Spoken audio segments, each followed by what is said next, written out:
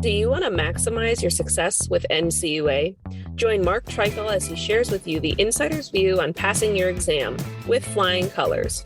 The With Flying Colors podcast is sponsored by Credit Union Exam Solutions by Mark Treichel. If you would like to work directly with the Credit Union Exam Solutions team and receive support to optimize your results with NCUA so you save time and money, visit us at marktreichel.com to find out more.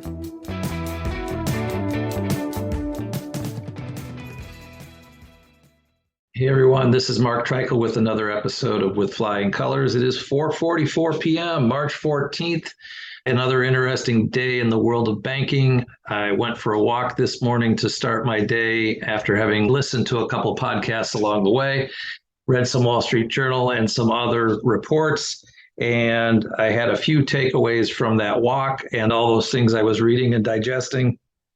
And I also want to talk about the bank term funding program that the Federal Reserve has launched as a result of the actions over the weekend by the FDIC, the Treasury, and the Fed.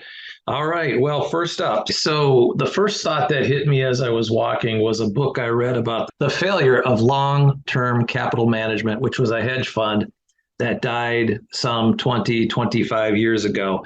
And there was a phrase in that book called picking up nickels in front of a bulldozer, which I believe is what it has turned out that Silicon Valley Bank was doing by getting short-term deposits in and investing long and doing it in a way without what appears to be any risk management, setting aside the fact that this was allowed to happen.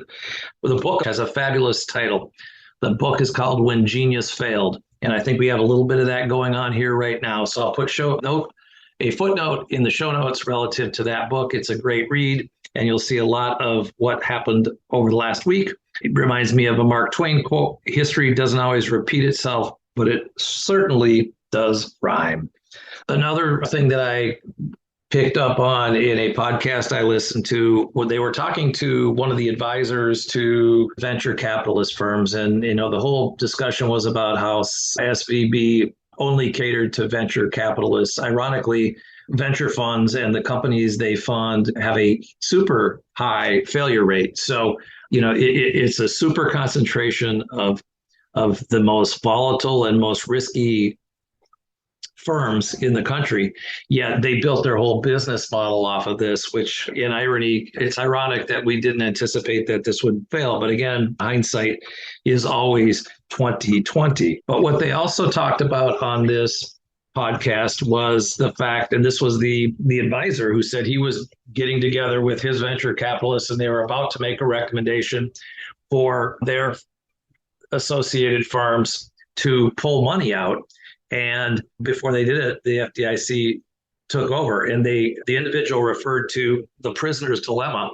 And the prisoner's dilemma is two people are arrested who committed a crime, and they're making an offer to either one. They don't have the evidence to catch either one, and if they both keep their mouths shut, they'll get away with it. But the prisoner's dilemma is only the first person who cuts a deal gets the better deal.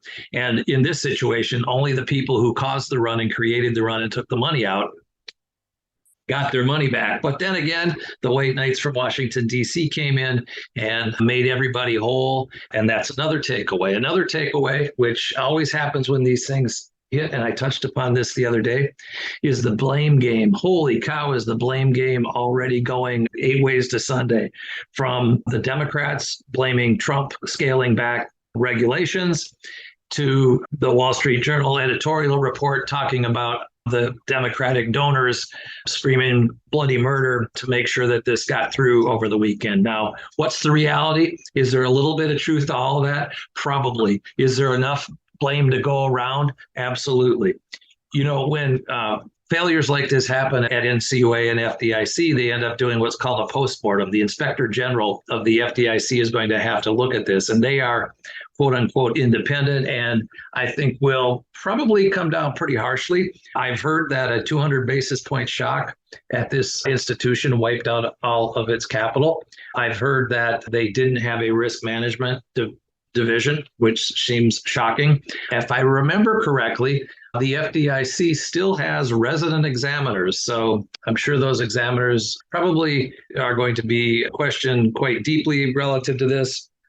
hopefully they're eligible to retire, because this probably blew up any long-term plans they had at having a career at FDIC. So it's a big mess out there. Now I want to talk a little bit about the Bank Term Funding Program, which is eligible to credit unions. And the webpage I'll put in the show notes, but it is created to support American businesses and households by making additional funding available to eligible depository institutions to help assure banks have the ability to meet the needs of all their depositors.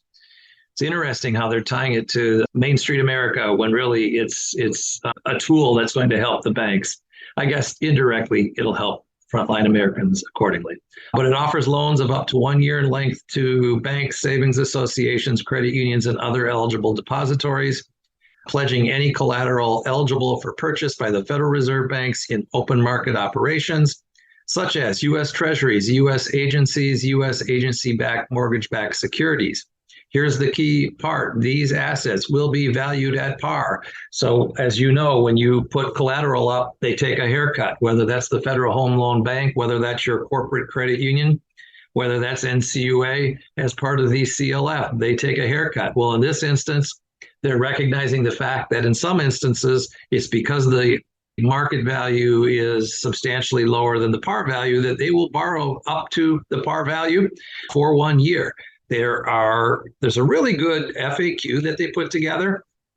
It's 4 pages long, and either they did a really good job putting this up over the weekend, or they had already kind of predetermined some of this. Just like as I mentioned this past weekend, the Vikings great coach Bud Grant passed away, and New York Times and everybody has somebody's obituary written once they hit a certain age. Well, it seems to me that there had been some internal thoughts at FDIC, the Fed, and Treasury about how they might do something like this down the road to exercise the authority that they have and were given during Dodd-Frank that allows them to say that an event has occurred that requires their intervention, which allows them, I don't want to say circumvent the rule about uninsured shares, but it gives them a different path where they can guarantee the deposits like they did. Now, you can debate whether or not they needed to do it, whether or not they wanted to save all these venture capitalists, whether or not they believed that truly there was a contagion.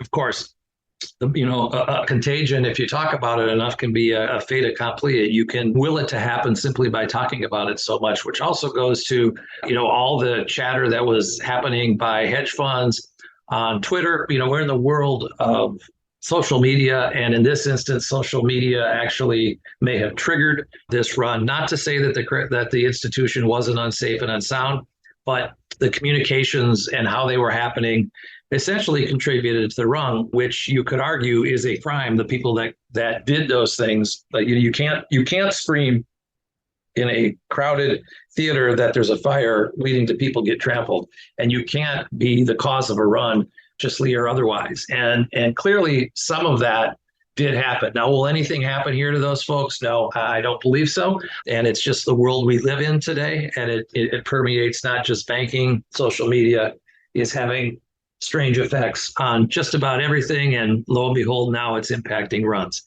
All right. So on the Bank Term Funding Program, the 4-page FAQ, it talks about why did they design the program? How will the program work? How it's different from the primary credit and the main discount window, when the program will be operational, and it became operational March 12th. I did hear from a good source. Let me look at my text here. I did hear from a good source that there were some credit unions who applied for this today. I did hear that there are approximately, how many billions of dollars? I want to say that I heard it was $40 billion available. No, it's $25 billion available to the fund.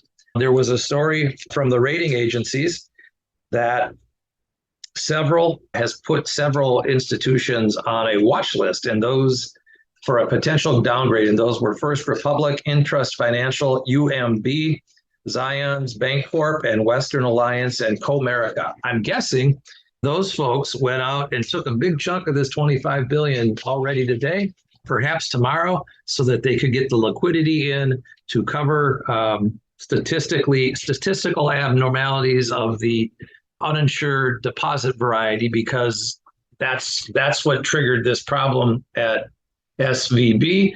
And that's what the analysts are looking at, is what type of uninsured shares do these banks have? And to me, I believe that's why they were put on the watch list. And they probably were included in some determination of who would be getting these funds. So while credit unions are getting the funds, I think there's bigger issues substantially on uninsured shares in banks than there are in credit unions, as I mentioned in a previous podcast. So most of these funds will likely be out real quickly to banks that have substantial uninsured deposits. That's an interpretation and a guess on my part. As far as collateral, it says, what is eligible collateral? Eligible collateral includes any collateral that is eligible for purchase by the Federal Reserve Bank and is owned by the borrower as of March 12, 2023. How's the collateral value? The collateral valuation will be par value or equal to the outstanding face amount. Margin will be 100% of par. There will be no haircuts applied. If your institution already has eligible collateral pledged to the discount window, can this collateral be used for the program? Yes. Are advances extended under the program made with recourse? Yes, advances made under the program are made with recourse beyond the pledged collateral to the eligible borrower, meaning they'll get their money back. One of the thoughts I had, and it was confirmed by somebody else who independently came up with the same thought, was when you get loans at the Federal Home Loan Bank and when you get loans at your corporate credit union, you have to pledge collateral.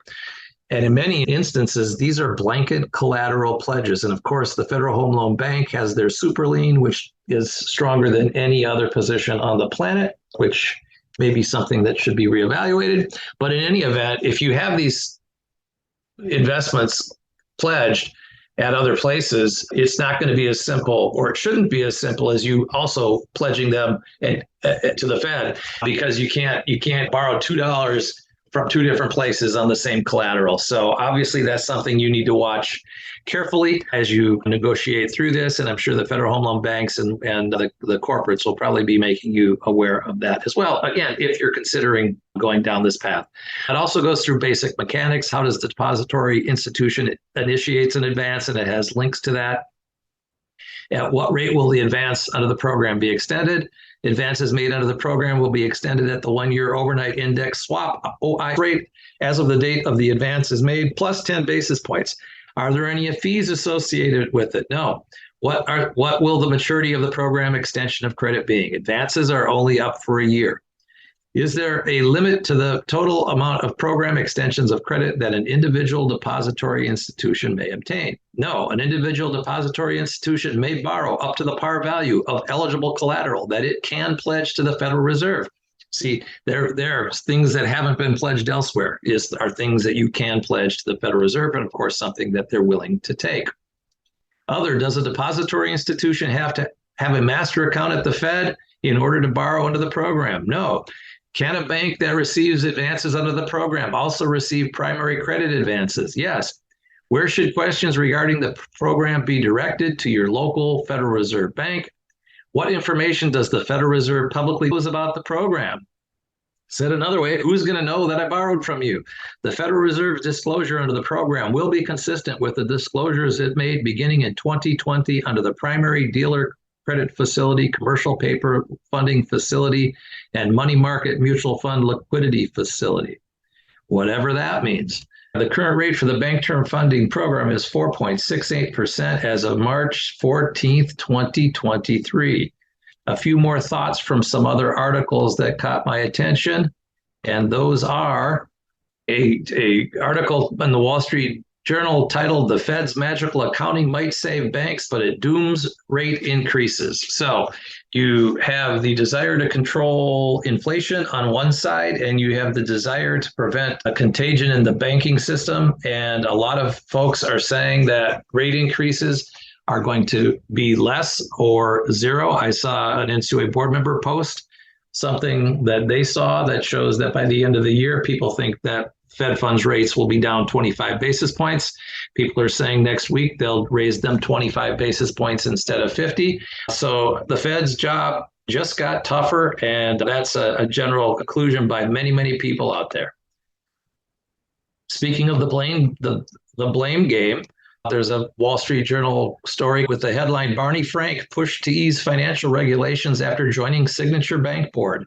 So Barney Frank is on the Signature Bank Board. According to this article, he pushed for easing of financial regulations. So here we have the one side saying the Trump administration wanted changes making, and here we have Barney Frank of the Democratic Party, and he was trying to do the same thing on the other side. And so again, the blame game is going full tilt right now. And here's another one similar to the last one, the collapse of the Silicon Valley Bank. Signature Bank calls Fed interest rate path into question. Again, how can they raise rates while they're doing this at the same time? NBC News story, Silicon Valley Bank collapse puts new spotlight on a 2018 bank deregulation law. Elizabeth Warren, who led the push against the Trump-era law, now wants to restore the rule on financial institutions. Biden is also calling on Congress to act. So whatever side of the aisle you're on, you've got the other side blaming the other side.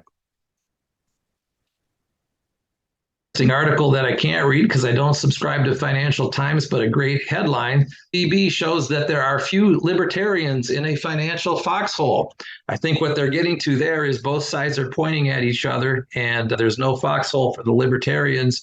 All right, and I'm going to go back into Wall Street Journal right now and see what's at the top story as of 5:05 p.m.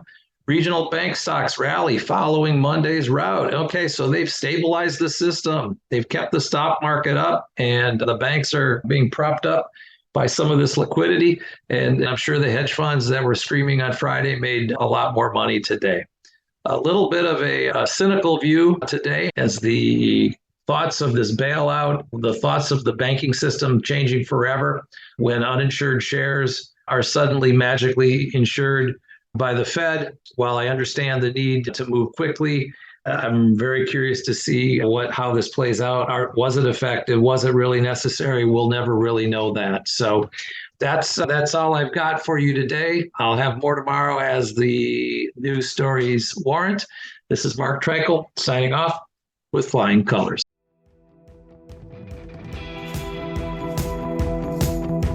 Thank you for joining us on this episode of With Flying Colors.